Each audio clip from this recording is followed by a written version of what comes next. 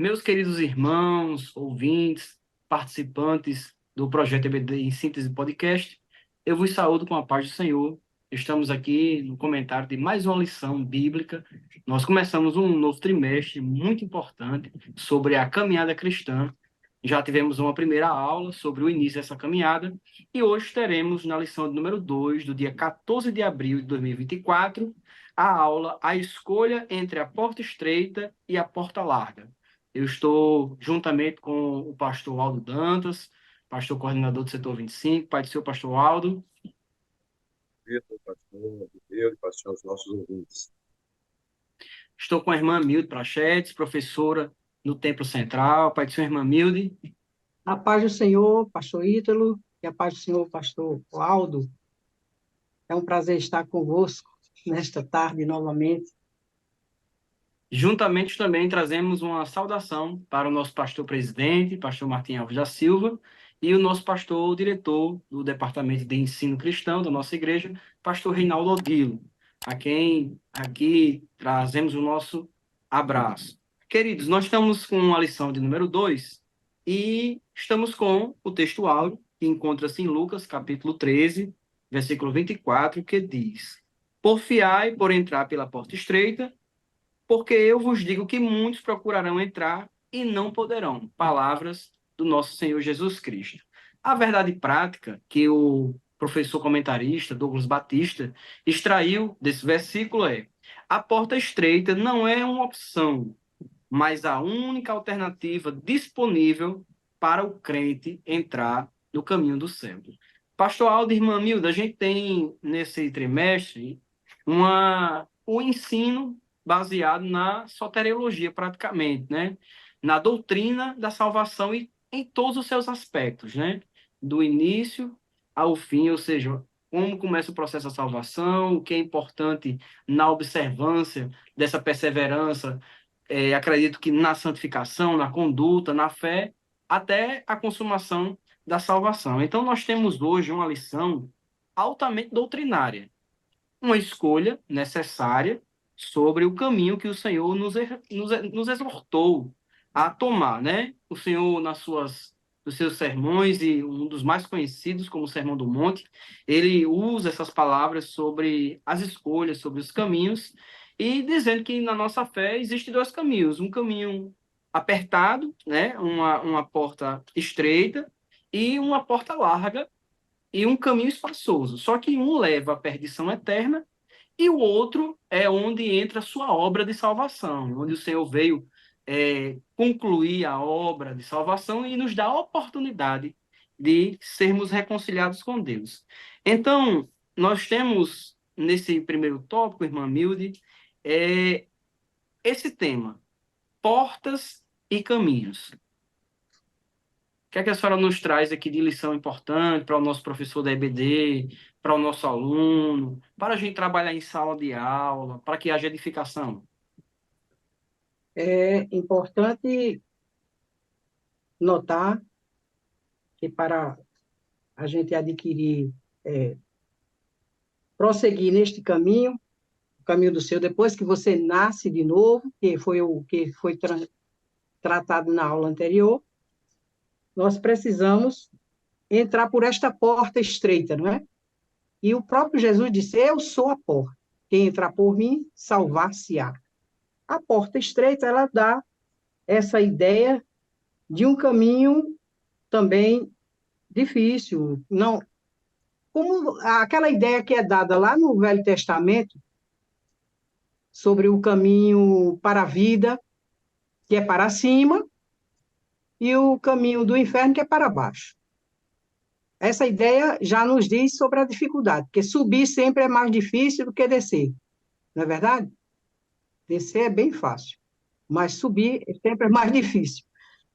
Então, é interessante notar que, para que a gente possa realmente prosseguir neste caminho, agradando ao Senhor, temos que, primeiramente, renunciar a nós mesmos, né? Negue-se a si mesmo, disse o Senhor. Quem quiser vir após mim, negue-se a si mesmo. Essa questão da porta estreita, que dá também a ideia do caminho apertado, né? Representa uma vida de compromisso com Cristo. Quando você entrega a sua vida para o Senhor, quando você nasce de novo, você assume um compromisso com o Senhor. E para andar com Deus, andar na presença de Deus, tem que viver a vida de santidade. E muita gente acha que não pode ser crente, não pode servir a Jesus, justamente porque quer viver a sua própria vida, quer viver na libertinagem, achando que é liberdade. Porque o que há no mundo é libertinagem, não é a verdadeira liberdade, só quem dá é Cristo. Ele mesmo disse: se o Filho vos libertar, verdadeiramente sereis livres, né? Então, nós vemos que a porta é uma entrada existente em um edifício, no muro. As cidades antigas, geralmente, as cidades muradas, né, tinham a sua porta principal de entrada, e essa porta, nas cidades antigas também, ela era um lugar de tribunal de justiça também. Se acontecia muita coisa ali na porta, né? Negociações. E, né, é a porta que é Jesus. Primeiramente, quando você entra, você é justificado. Entra pelo arrependimento, né? Se arrepende, confessa os pecados e recebe a justificação pela fé. Jesus, como porta, nesse sentido também, ele exerce a sua justiça sobre nós, não é? Porque ele já venceu por nós. Ele já tomou todas as nossas culpas. E quando a gente crê nele, é justificado nele, para viver também a vida de santidade. O caminho apertado é justamente essa maneira de viver já debaixo da graça de Deus, não mais na carne, não mais agradando a si mesmo, não mais fazendo seus próprios pensamentos. Essa palavra aqui, o nosso comentarista até diz assim: não por acaso a palavra apertado vem do verbo grego tilibo, que significa prensar como uvas, espremer, pressionar. O caminho apertado é porque justamente não vai viver uma vida assim, de qualquer maneira. Você vai ter que entrar no caminho do Senhor, viver as palavras, praticar a palavra, viver conforme o Senhor ensinou no seu evangelho, renunciando o mundo, porque quem ama o mundo, o amor do Pai não está nele, já está escrito na palavra. Nós não podemos mais fazer. E uma coisa que é bem interessante pensar é aquilo que Paulo diz: já estou crucificado com Cristo. A crucificação da carne, a mortificação do corpo do pecado, para viver uma vida que agrade totalmente ao Senhor. Esse é o caminho apertado, e que também nos dá a firmeza para permanecer nele. Quando a gente está em comunhão com o Senhor, ele também nos fortalece pelo seu Espírito, nos guia, nos ensina, nos orienta, nos corrige também, né? Corrige sempre a rota, para que a gente possa viver de modo agradável a ele. E o Senhor ensinou algumas coisas no Sermão do Monte, como amar os inimigos. É difícil, não é? Amar quem lhe ama, quem lhe faz bem, é bem mais fácil do que amar aqueles que nos fazem mal. Mas esse é o caminho apertado, você ir na contramão dessa sociedade que é permissiva, cheia de libertinagem, de coisas que não agradam ao Senhor. Então, a pessoa, muitas vezes, deixa de seguir o Senhor justamente por isso. O Senhor, quando fez aquela parábola da semente, ele falou da semente que cai entre os espinhos. A pessoa muito preocupada com as coisas da vida, e quando vem as tribulações, ele se aperreia, né, e deixa logo, porque ele não tem raiz. Quem aceita o evangelho e põe os seus pés sobre a rocha que é Cristo, tem fundamentação, aí pode vir os ventos, as tempestades, como a casa sobre a rocha não vai cair. é justamente esse caminho apertado que nós devemos viver, né? Em Cristo, os pés sobre a rocha, andando conforme a palavra, fazendo aquilo que agrada ao Senhor. E não vivendo de forma hipócrita, né? Nem buscando as coisas desta vida, preocupado com as coisas desta vida, com acumular tesouros na terra, mas buscar as coisas que são de cima, os bens duráveis, não valorizar, supervalorizar aquilo que é efêmero, porque tudo nesta vida passa, o mundo passa e a sua concupiscência, mas aquele que faz a vontade do Senhor é o que permanece para sempre, como está escrito na carta do apóstolo São João, na sua primeira carta. Então, é bom sempre a gente revisar aqui com os irmãos os princípios do Sermão do Monte, não é? Que são os valores celestiais, os valores do reino, a ética do reino, como nós já dissemos em aulas anteriores. E a porta larga? A porta larga é o caminho do mundo em que não há freio. Jonas até diz assim, que o povo do mundo vive sem farol e sem buzina, né? Descendo uma ladeira, como quem vai no carro sem freio, né? Mas o crente não, ele tem freio, ele tem o poder do Espírito para lhe encaminhar no caminho que é certo, fazer aquilo que é a vontade do Senhor. Não seguindo o padrão do mundo, as coisas do mundo, agradando ao mundo, mas agradando a Deus. A porta que é estreita, ela nos conduz à vida, e a porta larga é o caminho que conduz à perdição. E Jesus disse, são muitos os que acham nessa porta, que é bem fácil, né? É como diz no textuário, porfiai por entrar pela porta estreita, porque eu vos digo que muitos procurarão entrar e não poderão. Ele ensinou que muitos são os que também vão pela porta larga, né? São muitos os que vão andando de modo desenfreado. E, infelizmente, não achará a vida, não verá o reino dos céus, não verá o reino de Deus. Quem quer ver a presença de Deus e permanecer na presença dele, tem que primeiro se arrepender, nascer de novo e viver a vida de santificação conforme a palavra de Deus. É um caminho que é estreito, mas é glorioso, tem uma glória. E o apóstolo São Paulo até fala sobre isso. Mas é interessante a gente ver na caminhada cristã, todo o nosso prosseguir nesta caminhada é de valor em valor, é de glória em glória. O apóstolo São Paulo escrevendo na sua carta, primeira carta, na segunda carta aos Coríntios, ele disse que nós vamos o que Deus quer de nós, o que é? É transformar a nossa vida na imagem do seu Filho Jesus. E é de glória em glória, não é? E nós temos a mente de Cristo, nós recebemos a natureza divina, somos participantes pelo novo nascimento, sendo de novo gerado. Nós temos também a natureza divina, a natureza velha foi sepultada no batismo, né? Naquela simbologia do batismo, e vivemos agora uma nova vida debaixo da graça de Deus. E libertos do poder do pecado. Há muita coisa aqui que a gente pode relembrar na vida com Cristo, ao passo que na porta larga é uma vida assim, desenfreada. A pessoa segue os seus sentimentos, seus pensamentos, fazendo a vontade da carne, dos pensamentos, e vivendo conforme o mundo vive, de forma desenfreada, sem regra. E a conduta de fé, ao contrário, nós vivemos conforme a palavra de Deus, que é a nossa regra e a prática da nossa fé.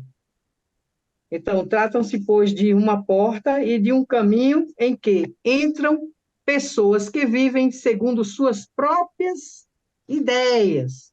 Porque aqui o nosso irmão até lembra o que acontecia com o povo de Israel, lá em Juízes. Como não havia rei, era desculpa, né? Não tinha rei, aí cada um fazia conforme o seu pensamento, conforme eles achava que estava certo e era correto. Mas nós não vivemos o relativismo, nós vivemos conforme a verdade absoluta da palavra, conforme nós temos crido em Cristo, que nos libertou do poder do pecado. E não mais temos o desejo de fazer o que o mundo faz, e sim andar conforme os ensinos das Escrituras Sagradas. Que o Senhor possa iluminar os professores, os alunos nesta aula.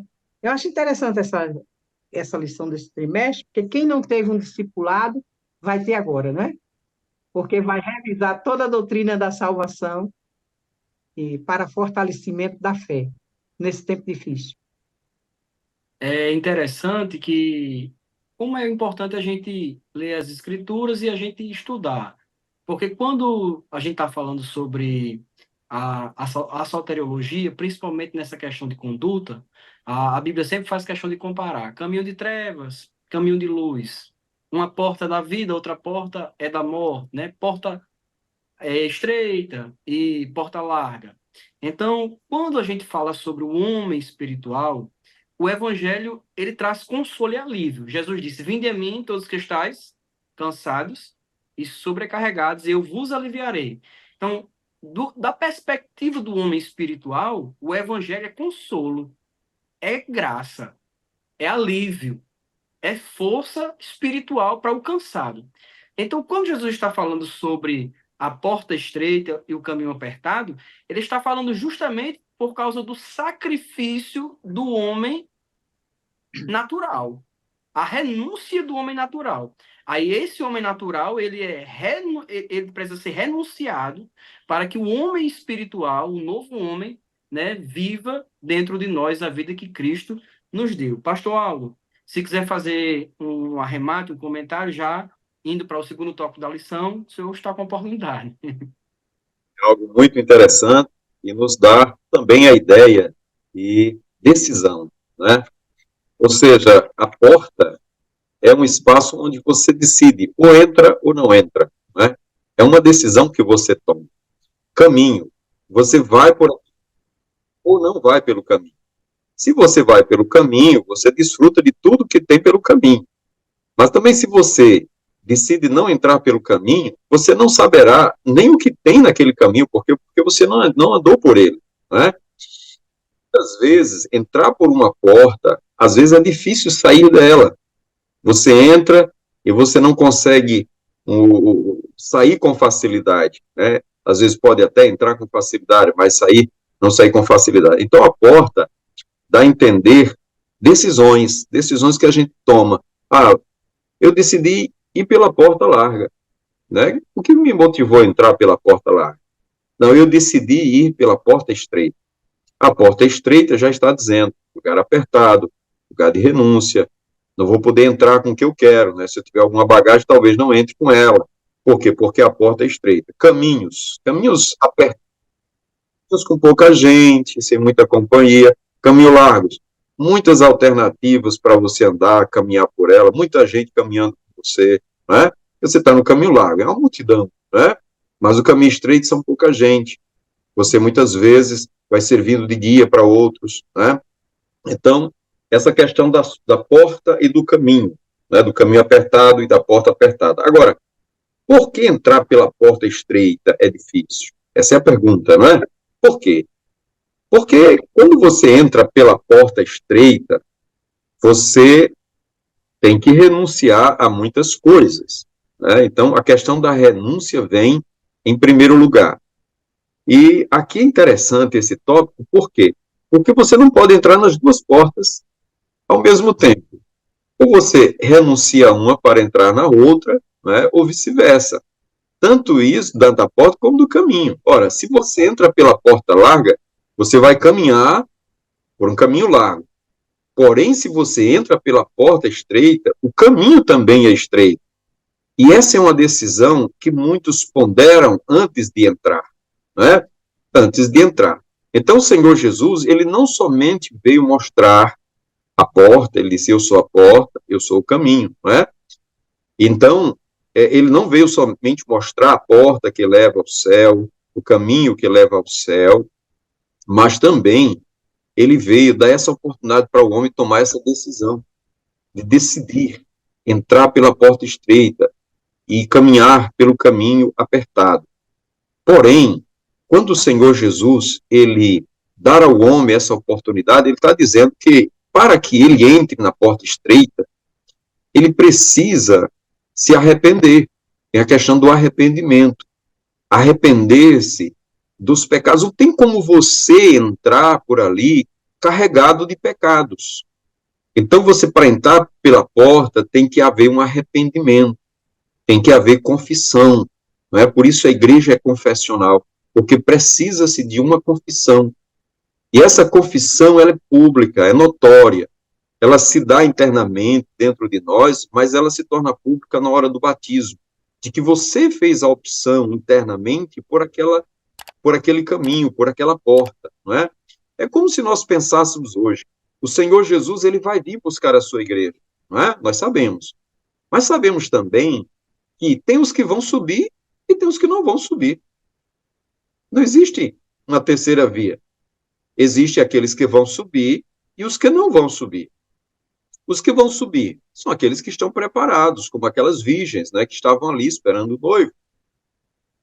5 entraram para estar com o noivo e 5 ficaram de fora.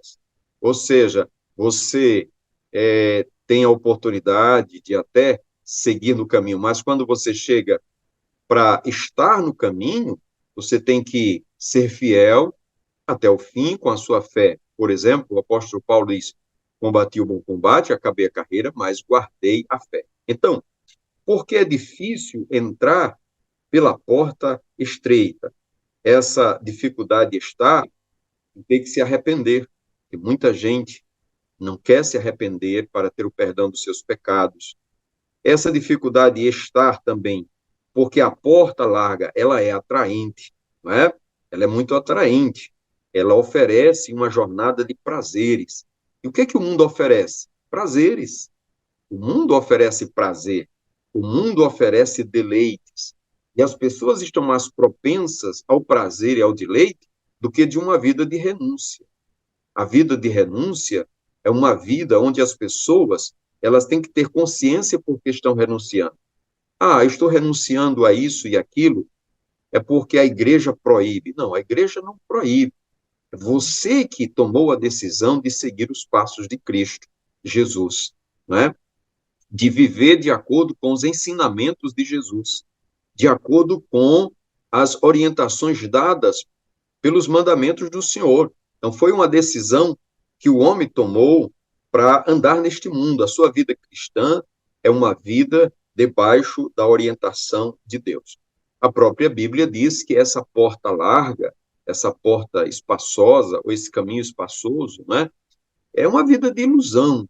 Por quê? Porque ela não leva ao céu, ela leva à condenação eterna, e o homem, apesar de estar gozando dos prazeres desta vida, mas existe uma eternidade que espera por ele. E o apóstolo Paulo diz assim: se nós esperarmos, né, somente nesta vida, se nós estivermos aqui achando que a vida é somente isso, nós seríamos os mais miseráveis dos homens. Porque, por mais que você se deleite, por mais que você goze dos prazeres deste mundo, né, essa vida é muito curta em relação à eternidade.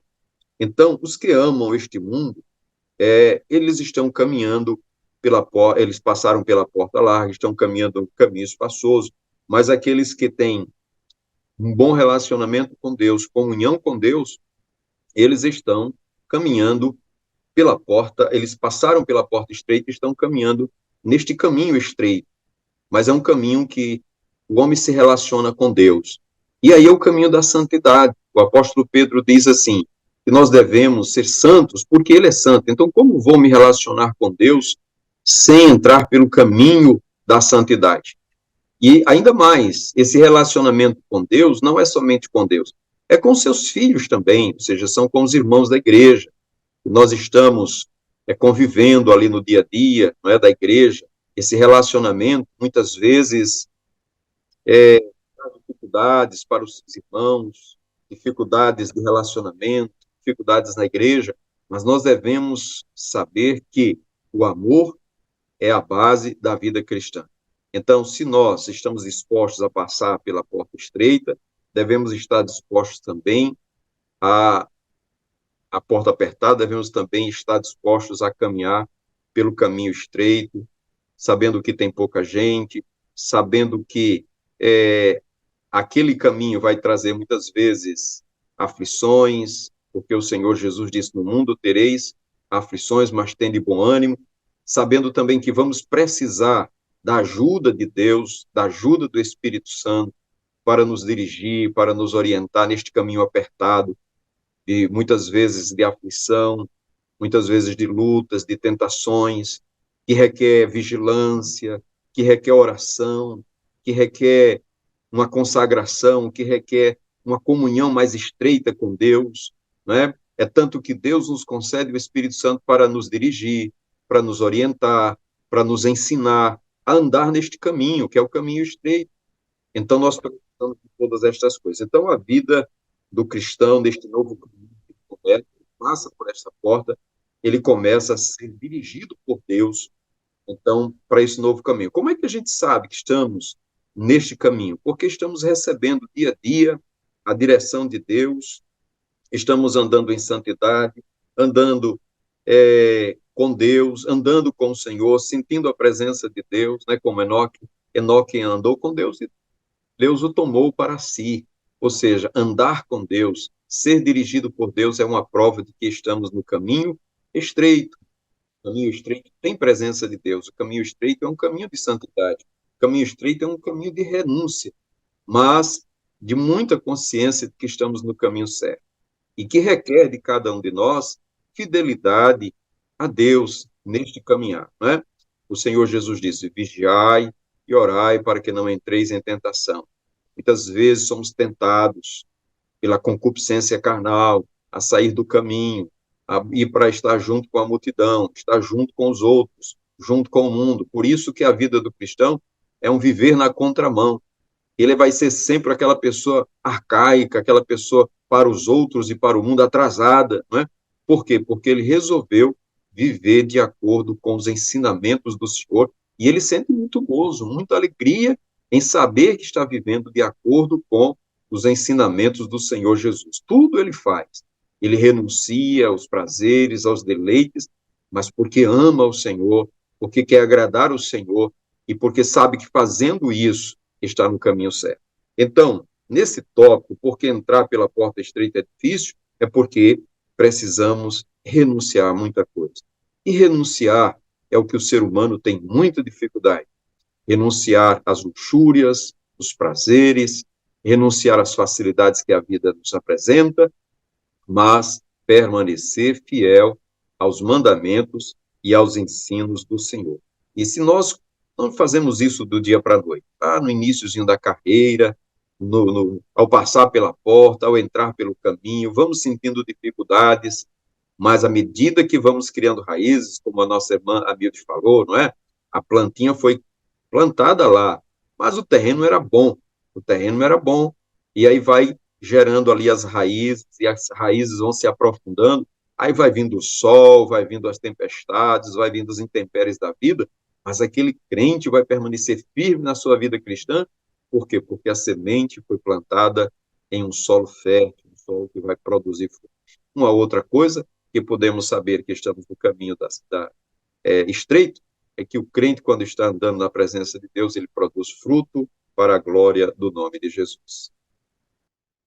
Glória a Deus. 1 João capítulo 2, versículo 6, aquele que diz que está nele deve andar como ele andou. Então, a dificuldade e as exigências são justamente por causa da santidade de Deus. E agora o cristão novo nascido está numa relação de intimidade, né? Com o Pai, intimidade com o Espírito. O Espírito Santo está habitando dentro de nós. Então, nosso tópico 3 da lição, entrando pela porta e pelo caminho do céu. Ou seja, aqui a gente já consegue entender que iniciou-se o processo da salvação. Eu fiz aqui um esboço que, em relação à doutrina da salvação, nós temos 3 bênçãos especiais na salvação. A primeira delas é a redenção. Na redenção, o homem foi liberto, né? Ele foi liberto, foi resgatado por Cristo, né, do pecado. E a segunda bênção é a reconciliação. Nós somos libertos, mas agora para nos relacionar com Deus, ou seja, o caminho da comunhão, ele foi reestruturado, nós podemos voltar a ter comunhão com Deus que havíamos perdido por causa do pecado. E a terceira bênção é a propiciação, ou seja, a ira de Deus agora está afastada do salvo. A ira de Deus, ela recai sobre os filhos da desobediência, né? Enquanto que o pecado matou, a ira de Deus está presente para efeito, né, de julgamento daquele pecado. Mas agora, sendo salvos por Cristo, a propiciação fez com que a ira de Deus estivesse longe, porque agora ele olha para nós pelos méritos de Cristo. Então, quando a gente está entrando nessa porta estreita, nesse caminho para o céu, a primeira coisa que precisamos é arrependimento dos pecados. Sem arrependimento, você não tem um novo nascimento.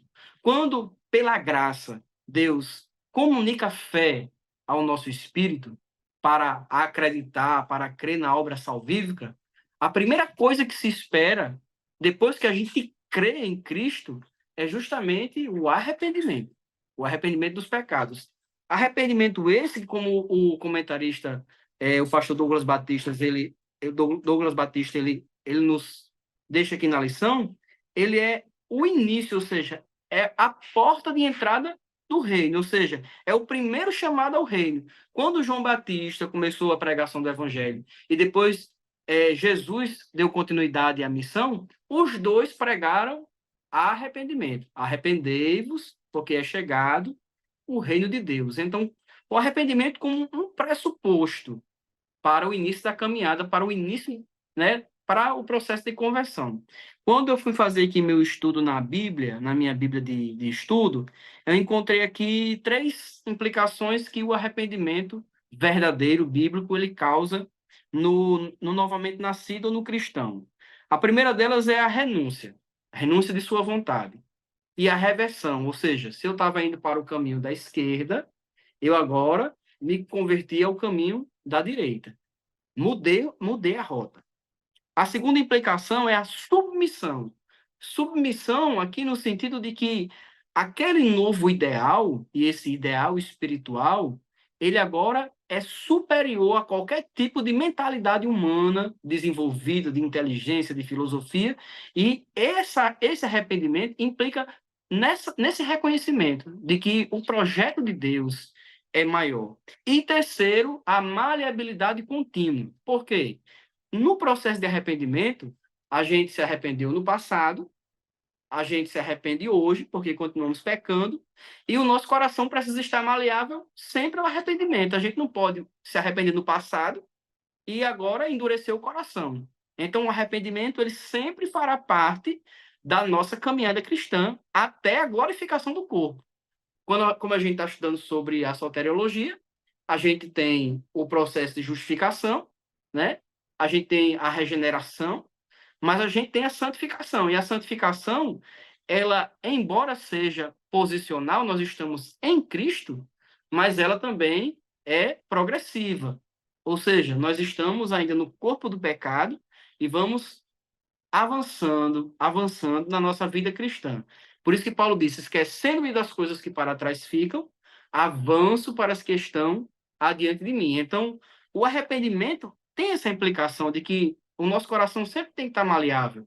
É tanto que a primeira coisa que a gente faz quando ora é pedir perdão pelos nossos pecados. Ontem a gente fez isso, hoje a gente fez isso, quando a gente for dormir a gente vai fazer isso, quando a gente for fazer uma oração pela refeição a gente vai fazer isso, quando a gente for fazer uma oração intercessória a gente vai fazer isso, sempre pedindo perdão pelos nossos pecados. Isso é o arrependimento, né? Depois do arrependimento vem a confissão. A confissão é justamente o ato de expor aquilo que já aconteceu no coração. Aquilo que o meu espírito já se encontrou com o Espírito de Deus, já foi convencido, já foi iluminado. Então, agora eu confesso. Então, a confissão é muito importante para essa caminhada cristã nossa. Primeiro, porque ela trata a hipocrisia. Segundo, porque ela aperfeiçoa a integridade. Todos nós, que, para vergonha nossa, pelo menos eu creio assim, em algum momento agimos hipocritamente, mesmo que a gente condene a hipocrisia. A nossa natureza humana, a gente está em processo de santificação. Então, a confissão é justamente a mortificação da carne, é justamente mostrar que nós não somos perfeitos, é mostrar que nós não somos nada sem Cristo, é confessar a nossa dependência, né? Então, isso, a gente vai para o terceiro subtópico desse último item, que é a produção de frutos de arrependimento. Quando os religiosos da época vinham para João Batista, ele os confrontou. Quem poderá fazer vocês fugir da ira vindoura? Então, ele diz: vocês não podem se presumir de vós mesmos, dizendo sois filhos de Abraão, mas produzir frutos dignos de arrependimento. Ele está dizendo: você não pode se fiar na religião, apenas na linhagem da descendência. Isso é importante, Deus fez um pacto com os israelitas, mas isso é um aspecto apenas de todo o processo do relacionamento com Deus. E o mais importante é o que é interior. E o que é interior é demonstrado justamente por frutos. Jesus disse: a boca fala do que o coração está cheio. Então, um coração interiormente transformado vai produzir conduta transformada, fala transformada, obras transformadas. Então, meus irmãos, aqui eu trago a minha participação, peço para o pastor Aldo e a irmã Milde, vou começar pela irmã Amilde, trazer as considerações, falar alguma coisa sobre o tópico que o pastor Aldo também abordou, já para a gente caminhar para o encerramento da nossa lição. E logo em seguida, também, da mesma sorte, peço ao pastor Aldo para complementar esse terceiro tópico, trazer as suas conclusões. Retomando aí essa parte que o pastor Aldo falou, acerca das oportunidades da porta larga, o apóstolo São Paulo falou sobre os tempos atuais que a gente está vivendo. Ele disse que seria uma extrema, não é? Que nos últimos tempos seriam tempos trabalhosos, tempos difíceis. E entre as coisas que ele falou acerca desses tempos trabalhosos, ele disse que haveria homens traidores, né, obstinados e mais amantes dos prazeres do que amigos de Deus. Eles não querem fazer a vontade de Deus, eles querem mesmo curtir, como dizem, né, lá fora, né? Eles querem viver a vida dissoluta, não estão interessados em agradar a Deus. Ao passo que a vida do cristão é diferente. Ele quer agradar a Deus, ele busca agradar a Deus. E todo o seu esforço é para fazer a vontade de Deus. E o apóstolo São Paulo, no capítulo 4 da sua primeira carta também a Timóteo, ele diz que ele faz uma comparação da piedade com o exercício corporal. Ele diz: o exercício corporal para pouco aproveita, mas a piedade para tudo é proveitosa, porque a piedade nada mais é do que o exercício espiritual da renúncia. Renunciar a si mesmo, renunciar ao que é mal, renunciar a tudo que desagrada a Deus.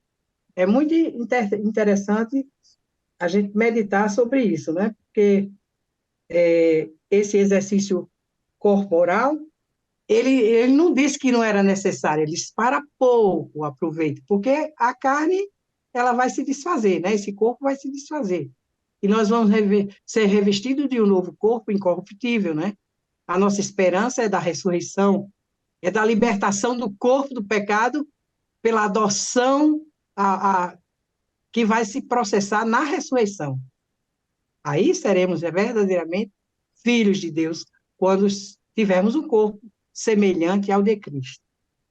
Uma outra coisa que nós podemos relembrar também aqui nesse estudo é sobre a questão da confissão, que o irmão acabou de falar.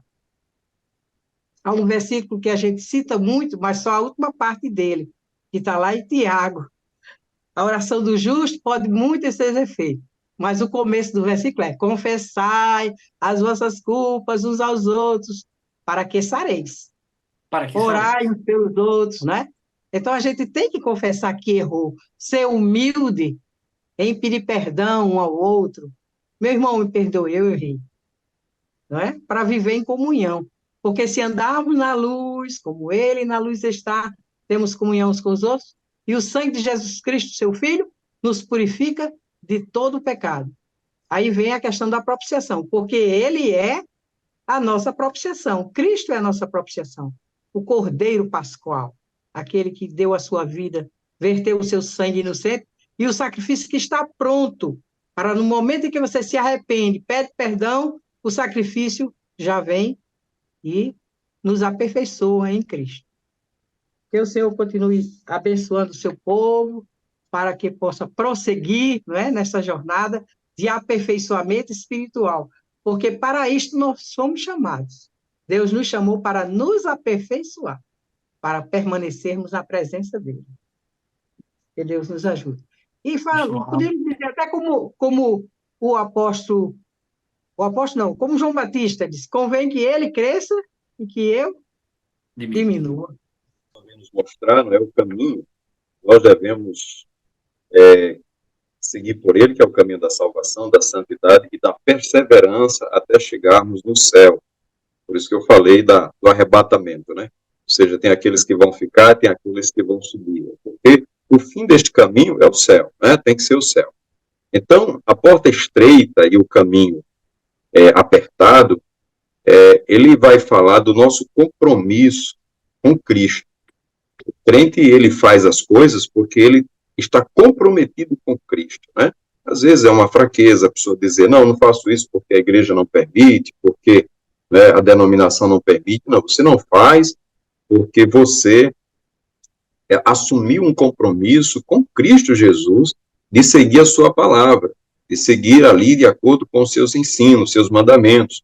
Então, qual foi os seus mandamentos, né? Amar o próximo, amar quem lhe aborrece, orar pelo que me persegue, né? Fazer o bem, nunca fazer o mal a ninguém. Mesmo as pessoas lhe fazendo mal, você tem que fazer o bem. Amar a todos, amar os da sua família, amar os de fora, não fazer acepção de pessoas, né? Não achar que alguém é maior do que outro, e seguir o exemplo de Cristo em tudo, né? Se doar pelo outro, se doar pela família. Então, esse é o compromisso do crente com Cristo. Só que, andando por esse caminho, ele vai na contramão da maioria das pessoas. Ou seja, ele vai nessa contramão, as pessoas lhe acham atrasado, retrógrado, por isso não querem saber de Cristo. Por quê? Porque Cristo exige de nós uma vida cristã pautada na sua palavra, não é? E a vida cristã, a gente sabe, é uma vida de santidade, é uma vida de renúncia, não é? É uma vida de oração, é uma vida de apego à palavra de Deus, é uma vida de obediência à palavra do Senhor, né? Então, tudo isso vai na contramão da maioria das pessoas que querem viver como? De acordo com a sua vontade, de acordo com os seus pensamentos, sem saber, sem querer saber de Deus, né? Agora, como é que você toma uma decisão dessa no seu interior e a gente vai tomar conhecimento de que você tem um compromisso com Cristo? Quem tem compromisso com Cristo tem frutos. Tem o fruto do arrependimento. O arrependimento de quê? Da vida de pecado, da velha vida, que não quer mais voltar atrás, não quer mais fazer o que fazia antes, e mostra o arrependimento através das suas atitudes, do seu comportamento, porque Jesus não somente veio nos dar conhecimento da sua obra, não é? Mas também veio para que nós possamos crer nele, mas também ele veio nos dizer como devemos agir, como devemos fazer, como devemos viver nesse mundo. E é com este ensinamento que nós vivemos nos dias de hoje. Então, nós podemos dizer que este fruto do arrependimento, ele é visível na vida daqueles que um dia tomaram uma decisão interior de seguir a Cristo, seguir a sua palavra, os seus ensinamentos, né? E esse arrependimento é visto através dos.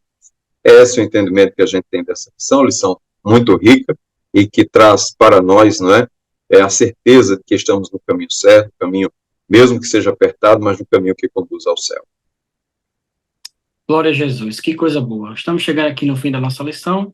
Eu também faço só mais um complemento, né? No último tópico, quando eu falei sobre arrependimento, é bom o professor ir na sala de aula junto com o aluno fazer aí uma distinção sobre o que é apenas a questão emocional do arrependimento com o fruto que ele precisa demonstrar. Está no terceiro subtópico, mas que demonstrar que o arrependimento bíblico não é apenas uma questão emocional, né? Envolve outros aspectos da nossa vida cristã. Eu quero agradecer a irmã Milde Praxedes. Muito obrigado, irmã Milde.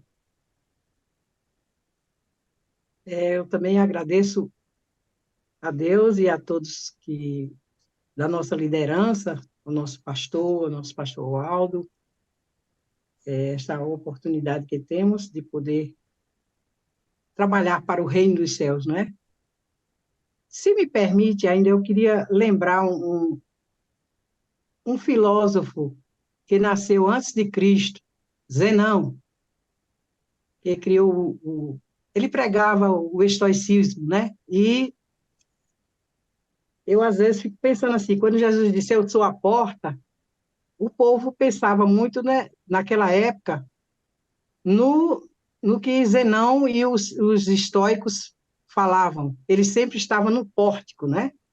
Na estoa. Daí vem, em grego, o pórtico significa estoa, né?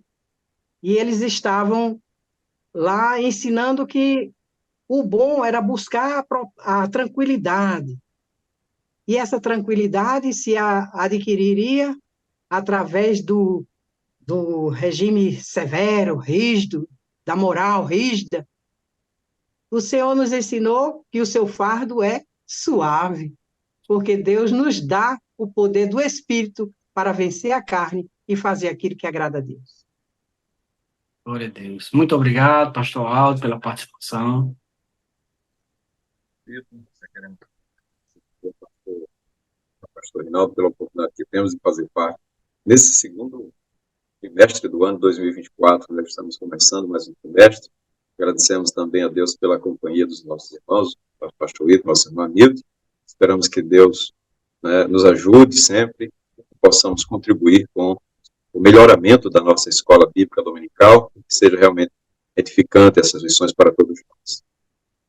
Amém. Agradecemos também a você que nos acompanha até aqui e sempre está ligado nesse projeto EBD em Síntese Podcast. A nossa liderança já agradecemos, ao nosso pastor presidente também, e acima de tudo tributamos a Deus toda a honra, toda a glória e todo louvor. Então, assim, até uma próxima oportunidade, se Deus assim nos permitir, a paz do Senhor.